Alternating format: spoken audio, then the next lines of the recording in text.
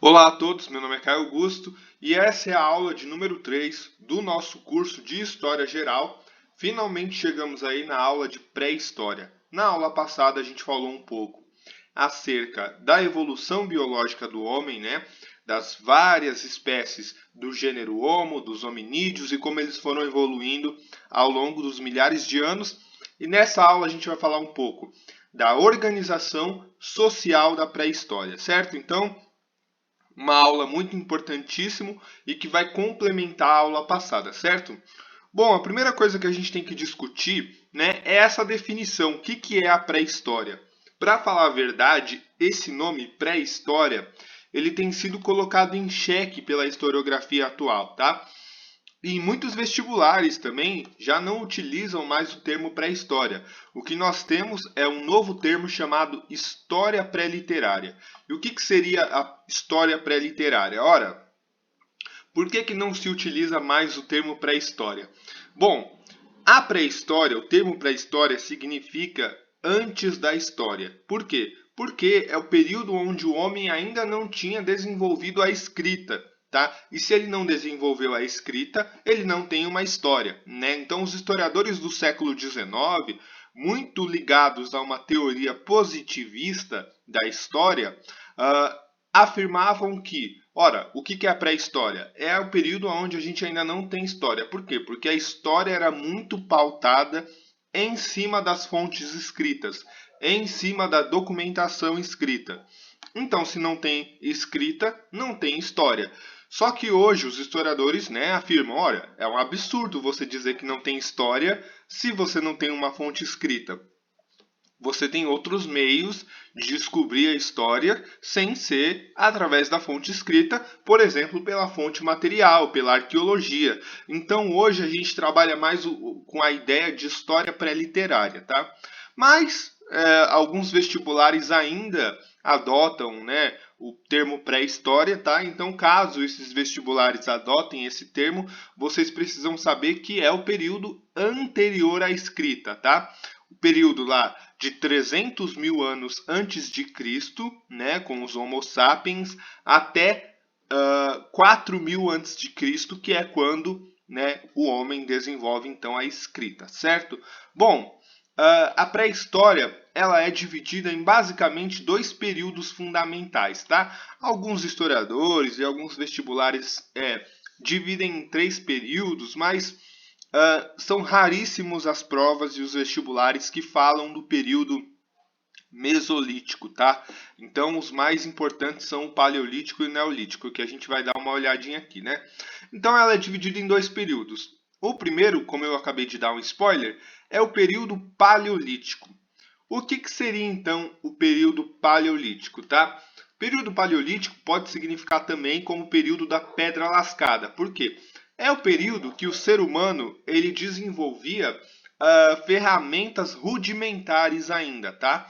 Então, ferramentas principalmente a partir da pedra lascada, certo? Então, ele ainda não conseguia desenvolver ferramentas mais complexas, tá?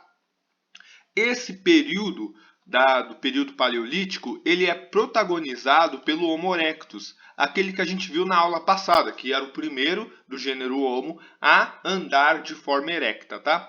E quais são as características do período paleolítico? Então anotem aí as principais características. Bom, primeiro, na economia, como que era a economia do período paleolítico? Bom, nós vamos ter um sistema que os historiadores, né, especialmente os historiadores marxistas do marxismo, do materialismo histórico dialético, vão chamar de comunismo primitivo, que é o quê? É um modo de produção, tá? É um tipo de modo de produção. A gente vai discutir bastante modos de produção na próxima aula, quando eu for explicar também o modo de produção asiático, tá? Mas o que consiste o comunismo primitivo? Bom, esse modo de produção, ou seja, a forma como o ser humano produzia os seus bens para a sobrevivência, o modo de produção comunismo primitivo ele é marcado pelas seguintes características. Primeiro, o ser humano ele não produz o seu próprio alimento, tá? Ele não produz o próprio alimento. Ele vive o quê? Ele vive da caça e ele vive da coleta, tá? Então ele caça alimento em um determinado lugar, né? Ou ele coleta frutos das árvores, mas ele não produz o seu próprio alimento. Aqui a gente ainda não tem o desenvolvimento da agricultura, certo? Bom, outra característica importante aí do comunismo primitivo, o nomadismo. Por quê? Bom, uma vez que o ser humano ele não consegue produzir o seu próprio alimento, ele não consegue ficar muito tempo no mesmo lugar, porque em um determinado momento a comida vai acabar. Então o ser humano ele precisa ficar migrando de região em região de acordo com a disponibilidade de alimentos. Então isso é um nomadismo, ou seja, nômade, aquele que fica mudando, aquele que fica migrando o tempo todo, certo? Bom, a gente também, por conta do comunismo primitivo, por conta do ser humano não produzir o seu próprio alimento, a gente vai ter aí sociedades clânicas. Como assim sociedades clânicas? A palavra clã, né, significa família. Então, vocês que gostam de Naruto aí, o clã Uchiha é a família Uchiha. Bom, e aí essas sociedades clânicas, né, vão ser o quê? Pequenas tribos de no máximo 100 indivíduos, tá? Então eram tribos pequenas, entre 50 a 100 indivíduos. Por quê? Porque não tinha alimento disponível para todo mundo. Então não tinha como você criar, organizar uma sociedade muito grande com 1.000 indivíduos, 5.000, 10.000, 20.000 indivíduos. Não tem como, porque você não vai ter alimento suficiente para todos. Então, para conseguir ter alimento para todos, é preciso que as sociedades sejam pequenas, pequenas tribos, pequenos clãs, né? E por fim, a divisão do trabalho, tá? Todo modo de produção, ele vai ter algum tipo de divisão do trabalho, tá? No caso do comunismo primitivo, nós vamos ter uma divisão do trabalho pautado nas questões de gênero, tá? Isso aqui vai ser fundamental, ou seja, como que o trabalho era dividido, como que era decidido quem ia fazer o quê, né? Quem ia trabalhar no quê? Ora, através das questões de gênero, ou seja, se você é homem, né, você fica responsável principalmente pelas funções da caça e da coleta, ou seja, da busca pelo alimento. E se você é mulher, você fica responsável, tá? Nesse período, tá? Pela criação da prole, ou seja, criação dos filhos e também por cuidar ali da tribo, cuidar ali do local, né? Ou vocês podem chamar de caverna, dependendo, né? Cuidar aí dos locais onde os seres humanos estão habitando, certo? Então, inicialmente, nessa divisão do trabalho aqui do comunismo primitivo, nós vamos ter uma divisão do trabalho pautada pelo gênero, tá? Então as funções vão ser definidas de acordo com as características físicas, certo? Perfeito. Então aqui a gente entendeu o que foi o período paleolítico. Vamos então dar uma olhada no período neolítico, tá? Primeiro, a gente tem que explicar o que é esse termo, período neolítico, tá? Esse termo, período neolítico, ele surge a partir de um fenômeno, né, que os historiadores, especialmente um historiador chamado Gordon Childe, que a gente vai abordar bastante na próxima aula, os historiadores chamam de Revolução Neolítica, que é o quê? O período em que o ser humano desenvolve a agricultura e a pecuária, tá? Então, quando o ser humano ele aprende a produzir o seu próprio alimento, aprende a, né, praticar a agricultura, que é a plantação de alimento, e também a pecuária, que é cuidar dos animais, o ser humano passa por uma verdadeira revolução. E aí, né, começa o período neolítico, tá? Isso vai acontecer por volta do ano 10.000 antes de Cristo, tá? Então, aproximadamente ali em 10.000 antes de Cristo é que nós vamos ter essa revolução neolítica que vai fazer com que o ser humano passe a desenvolver a agricultura, pecuária, e isso vai mudar completamente a forma, né, e o modo de produção que o ser humano está habitando. Bom, quais são então as características aí do período neolítico, tá?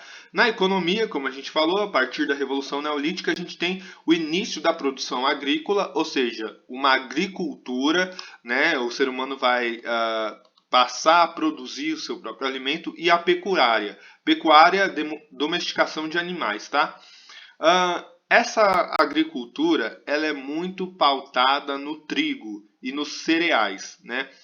Então, trigo, centeio e cevada, tá? Esses vão ser os principais cereais, vão ser os principais alimentos que vão ser, digamos assim, produzido pelo ser humano nesse início aqui da Revolução Neolítica, certo? Bom, a gente também vai ter um sedentarismo, ou seja, a partir do momento que o ser humano passa a produzir o seu próprio alimento, ele não tem mais a necessidade de ficar o quê? Em constante migração. E agora ele vai se sedentarizar, então ele vai passar a habitar um único lugar e não vai mais precisar ficar migrando, não vai mais precisar ficar mudando de lugar, tá? E com isso a gente vai ter o quê? O início das grandes civilizações. Então, se lá no período paleolítico a gente vai ter sociedades clânicas de no máximo 100 indivíduos, a partir da Revolução Neolítica a gente vai ter o quê? Sociedades enormes, porque agora o ser humano pode produzir alimento para todas essas pessoas. Então, né, a partir da Revolução Neolítica que a gente vai ter o surgimento das primeiras grandes civilizações, como os sumérios, né, os egípcios, enfim, os babilônicos e todas essas outras civilizações que a gente vai ver na próxima aula, certo?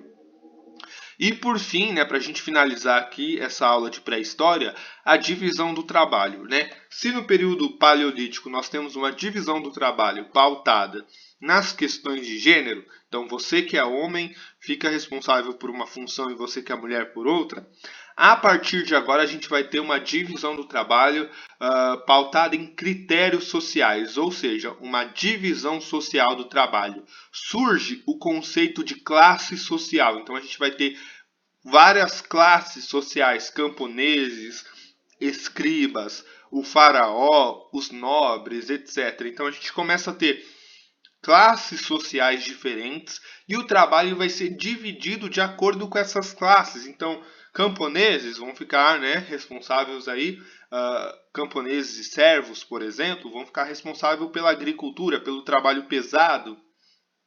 Você vai ter uma classe de escribas, de intelectuais, uma classe de governantes, né, de nobreza, você vai ter os sacerdotes, a religião. Então você vai ter aí uma divisão social do trabalho, certo? Então, em resumo, essa foi a nossa aula de pré-história. Espero que vocês tenham entendido. Até a próxima. Abraços.